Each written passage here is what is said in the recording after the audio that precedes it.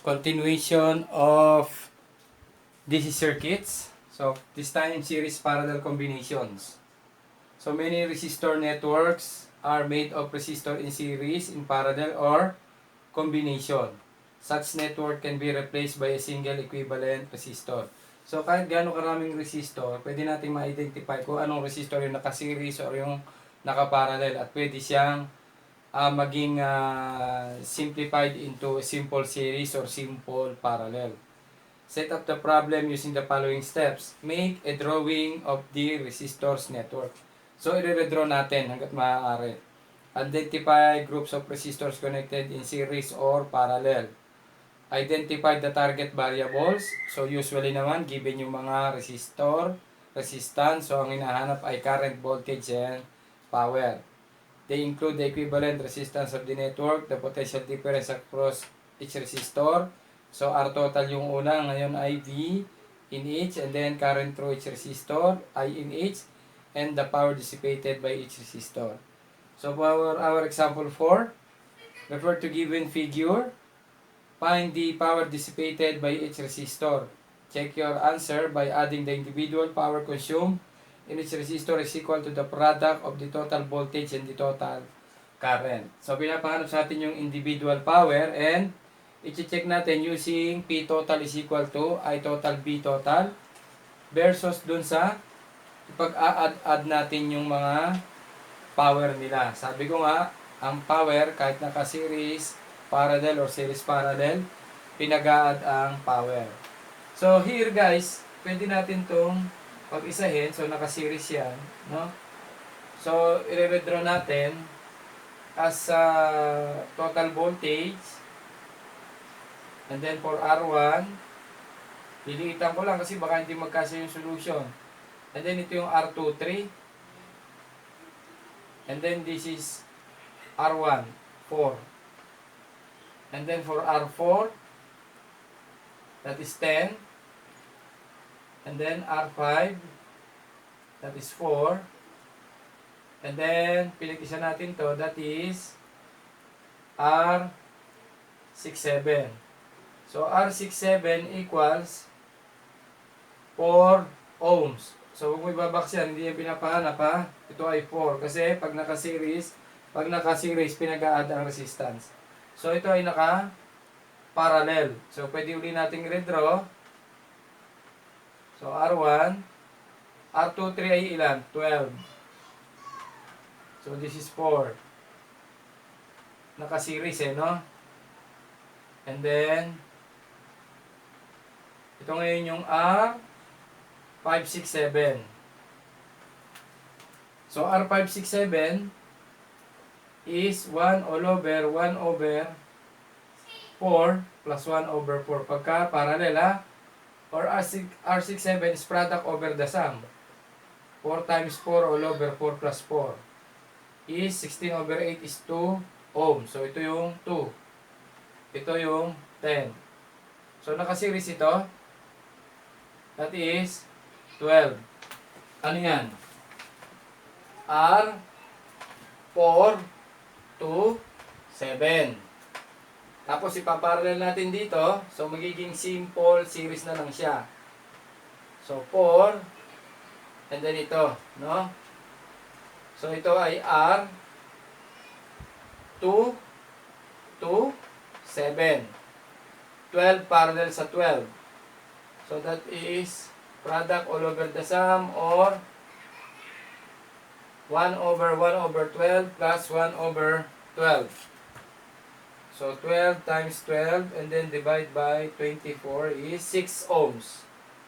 So finally, our total is, this is 4, that is 10 ohms. Hindi yan ang pinapahanap Okay, balik tayo dito, no? So makukuha natin yung total current. The total current is total voltage over total resistance. So 5 over 10 is 0.5 ampere. Now, yung I total na yan, equal yan sa I of 1. That is 0.5 ampere. Okay? So, ano ngayon ang V1? Ang V1, pag may current ka na, masosolve mo voltage. I sub 1, R sub 1. 0.5 times 4 is equal to 2 volts. Ngayon, pwede natin masolve yung voltage 2 to 7. Current times resistance. Pag na-drawing mo na na-reduce into series or parallel, pabalikan naman. So, nandito na tayo. Ano voltage doon sa 2 to 7? So, equal ang current. So, this is I total is equal to I sub 1 is equal to I2 to 7. That is 0.5 ampere.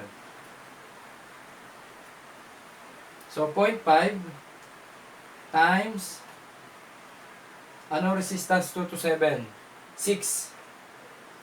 So, that is 3 volts. Kaya pag pinag-add mo, that is 5 volts. So, nandito na tayo. No? Naka-parallel ngayon ito. So, ang 3 volts ay equal sa V23 equal sa V427. Dahil naka-parallel. Ito yon. Ito, 12 ohms na 23 ay naka-parallel sa 10 and 2. That is 3 volts. So, pwede natin masolve yung I23. That is V23 all over R23. Ano V23?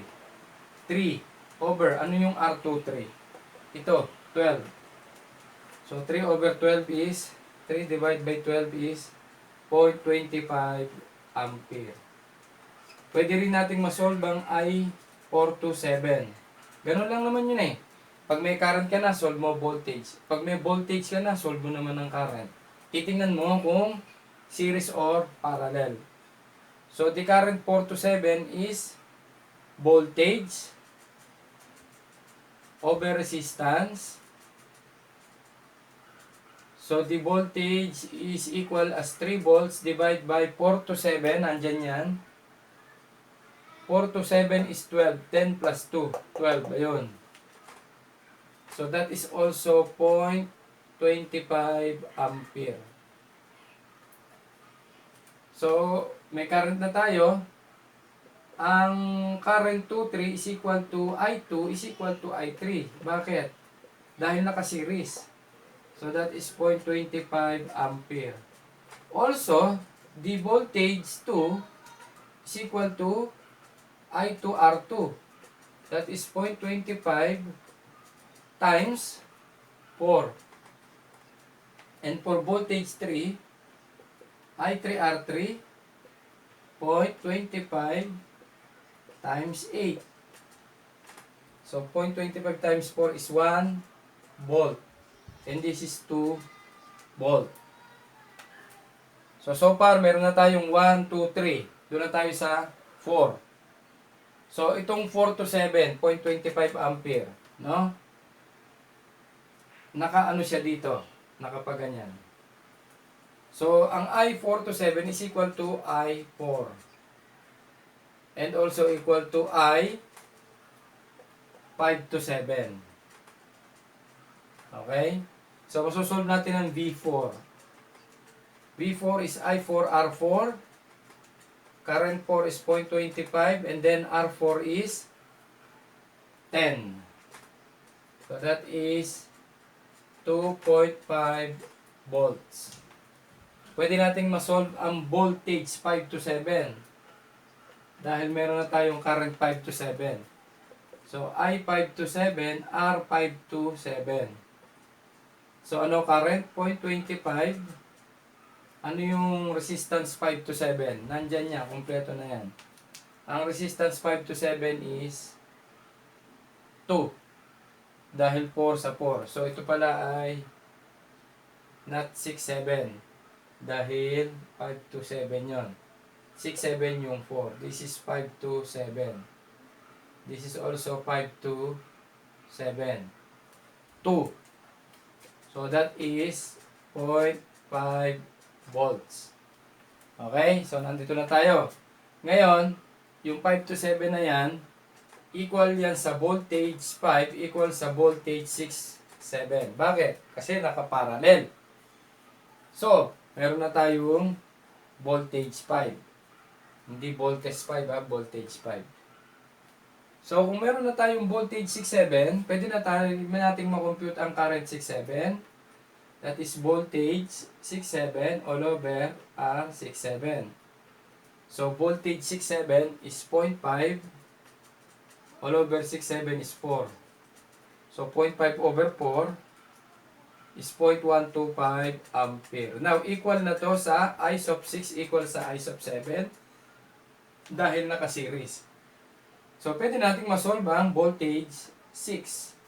That is I6 R6 0.125 times 2 is 0.25 volts.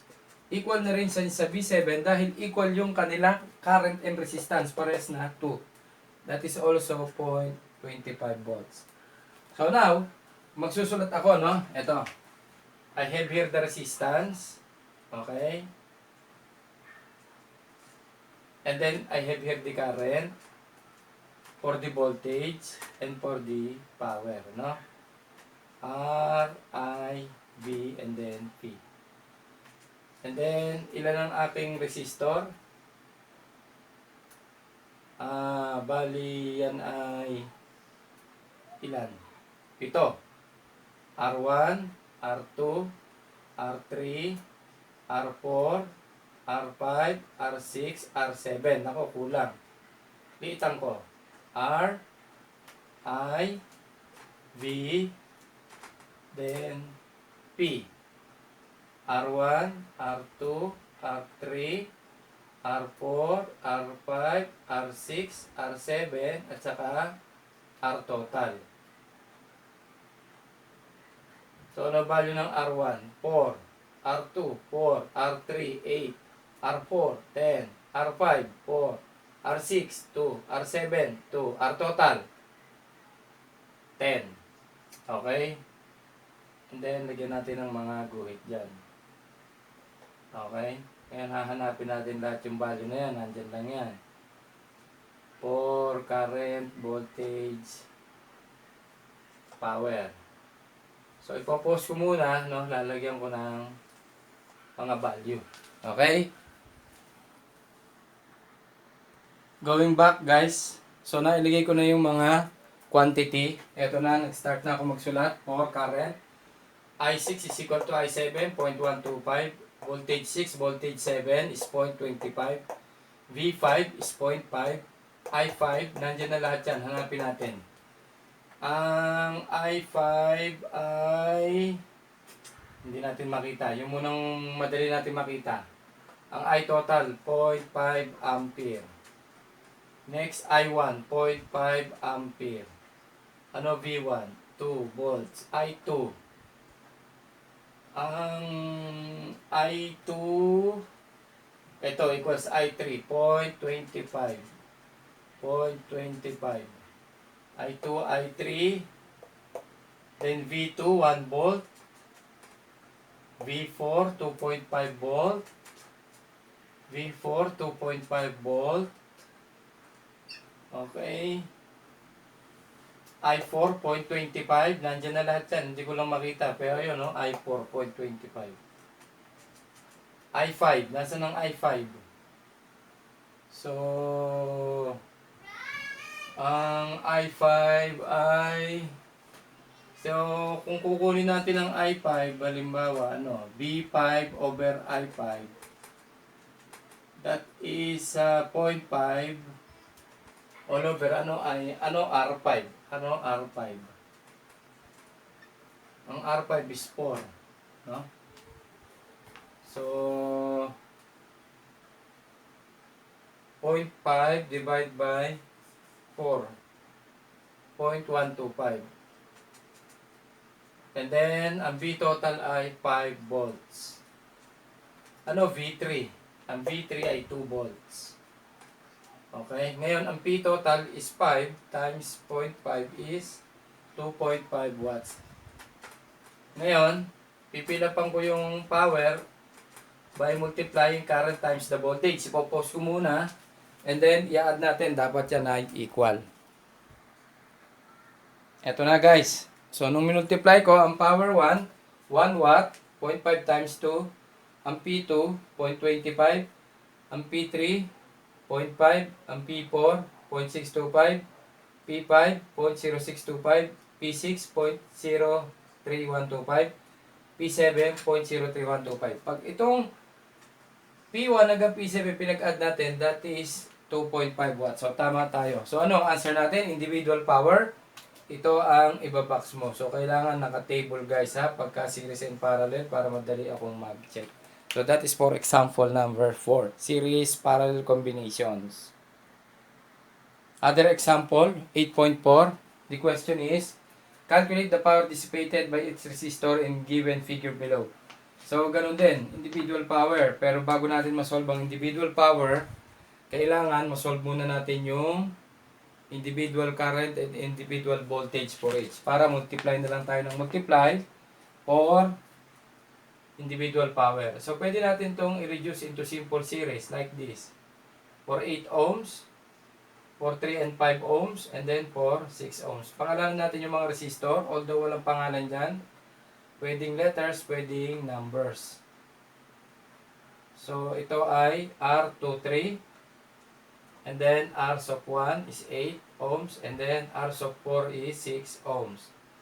Now, for R23, pwedeng reciprocal, all over reciprocal. So, that is 3 plus 1 all over 5. Or that is product all over the sum. Pag dalawang resistor ang naka-parallel. So, 15 over 8 is 1.875 ohms. You can check it as 3 reciprocal plus 5 reciprocal equals 15 over 8 is 1.875. So, this is 1.875 ohms. Ngayon, ang R total is V total over I total. Sorry. Okay. R total, add. That is 8 plus 1.875 plus 6 is 15.875 ohms. So, check natin. 8 plus 6 plus 1.875. Okay, hindi mo ibabox yan. Pwedeng underline. Dahil hindi naman yan ang hinahanap. B total over R total is 12 all over 15.875 equals. So, 12 divided by 15.875 is 0.756 ampere. Okay? Ngayon, ang I total equal yan sa I1 equal sa I23 equal sa I4. That is 0.756 ampere dahil naka-series. Pag meron ka ng current, you can solve for the voltage. That is I1 R1 0.756 times 8. And for B23, I23, R23 is also 0.756 times, what is resistance 23? 1.875. So, equals 0.756 times 8, 6.048 volts. And 0.756 times 1.875 is 1.4175 volts. Ang voltage 4 ay I4R4 equal ang current 0.756 times R4 is 6. So 0.756 times 6, 4.536 volts. Ngayon guys, pag add natin ito plus this 1.4175 plus 6.08 6.048 rather ay 12 volts. Ayan, okay. So next, nakaparallel ang R23. So equal ang voltage doon. B23 is equal to B2 is equal to B3. That is 1.4175 volts. We can solve for the current I2 and I3.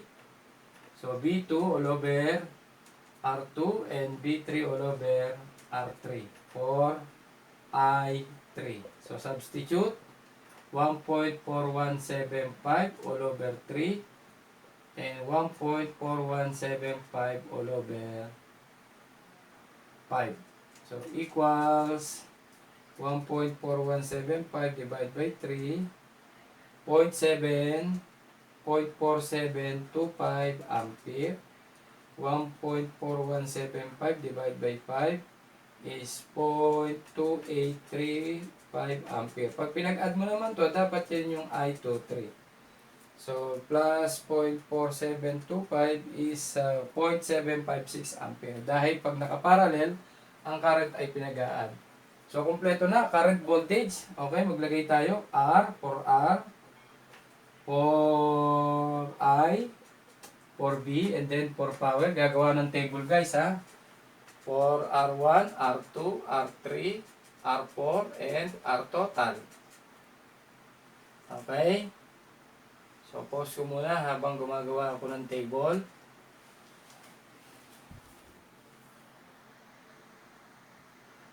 Next guys, magsasubstitute na tayo. R1, 8. R2, 3. Mas maganda kung may unit. R2, 3. R3, 5. R4, 6. R total, 15.875 ohms. Isop 1, 0.756 ampere. I2, 0.4725 ampere. 0.2835 ampere for I3. I4 is same 0.756 ampere. And for I total is also 0.756 ampere. Voltage 1, 6.048 volts. Voltage 2 equals voltage 3, 1.4175. 1.4175. And for voltage 4, 4.5, 36 volts. And for B total is 12 volts. Now, i-multiply ko na lang, no? Para ma-check natin. And then, i-add yung total power. Pause uli. So, na-multiply ko na guys. For P1, 4.572. I times B1. I1 B1. P2, 0.6698. P3, 0.402.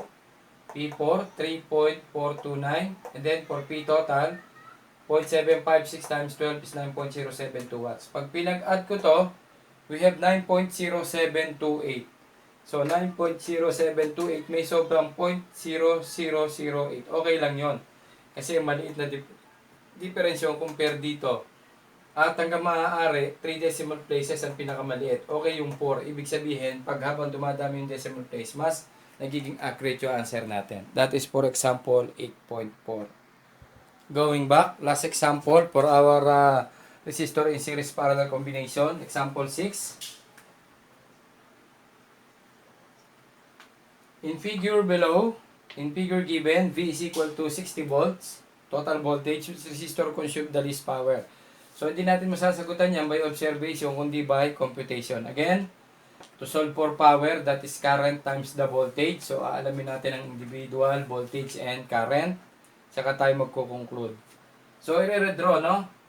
So, I have here 80 and then 100 for R23.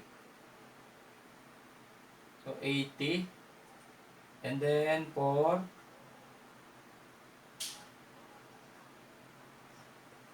yan R45 and R6 is 75 for R1. So, ano ang R45? R45 is 37 times 45 over 37 plus 45 or 1 over 37 plus 1 over 45. So, same lang ang answer as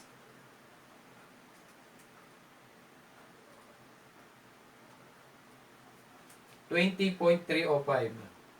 Minimum of 3 decimal places. So, ulitin natin using the reciprocal method. So, 20.305. So, ito yung 20.305. So, next is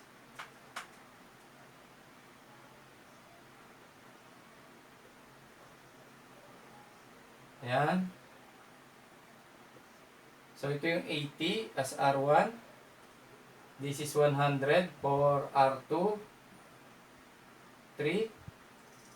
And i-add natin. Plus 70.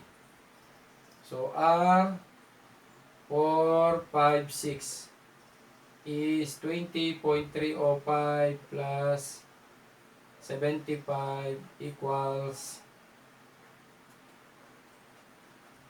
95.305 ohms. So, 95.305 ohms.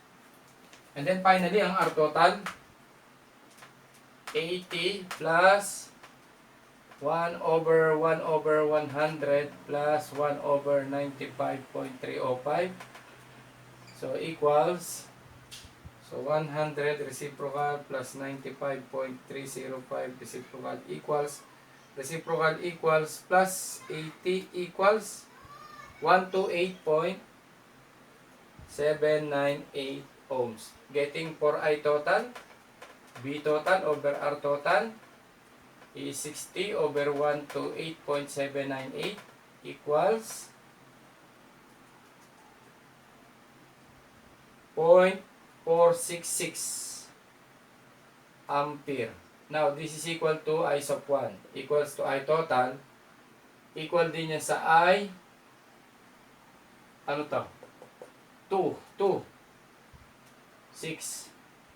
So, pag meron na tayong individual current, voltage naman, V1, 0.466 times R1, 80 equals 0.466 times 80, 37.28 volts. And for B, 2 to 6 equals, so 0.466 times, ano resistance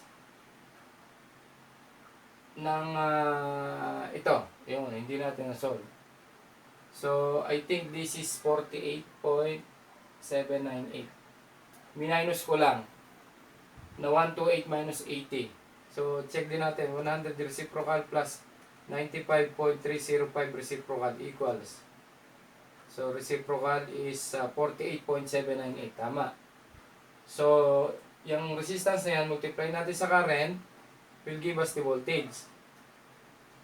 So, pag marunong na, no?